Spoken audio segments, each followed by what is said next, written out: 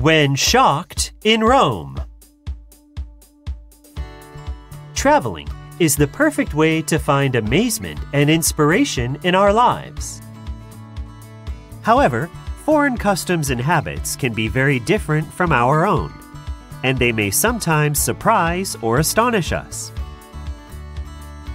This is known as culture shock.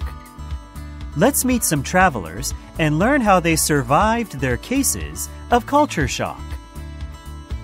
Mei Ling, a 16-year-old Taiwanese girl.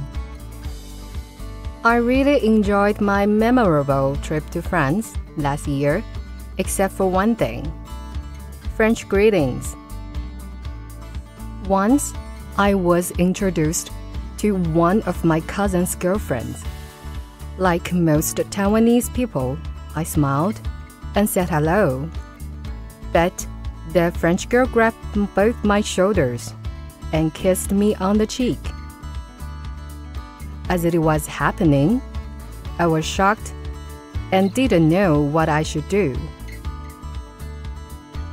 I responded by just standing there and holding my breath. I felt like a dummy. It was such an embarrassing experience for me. I guess now I know much better what culture shock is. Felix, a high school student from the US. On my second day in Thailand, I learned a valuable cultural lesson. I was walking down the street when a soccer ball rolled toward me. I picked it up and looked around. A shy young boy walked up to me and pointed at the ball. I smiled, handed it over, and patted the boy on the head. The boy's dad's smile disappeared, and he looked very angry. I had no idea what went wrong. Afterward, I found out that for Thais, people's heads are sacred. Only the king, monks, and parents are allowed to touch them. I felt embarrassed because of my ignorance. Judy, a backpacker from Singapore. During my time in Spain, I came to realize that Spaniards have quite special daily schedule. For a start, they usually have a breakfast no earlier than 10 a.m.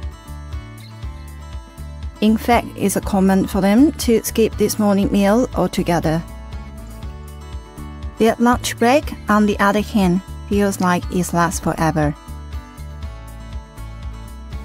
It includes the famous Spanish siesta or midday nap and can sometimes last all the way to 4 p.m.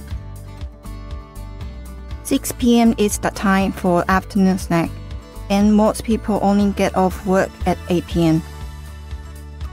I had to wait till 9 or 10 and sometimes even midnight for dinner. Therefore, I came to realize that in Spain, the early birds are the hungry birds. If you have ever experienced this kind of culture shock, don't worry about it. It's common to be surprised or even astonished by cultural differences. In order to have the best traveling experience, be open to new things and embrace the feeling of culture shock. These experiences can teach you so much more than books ever will.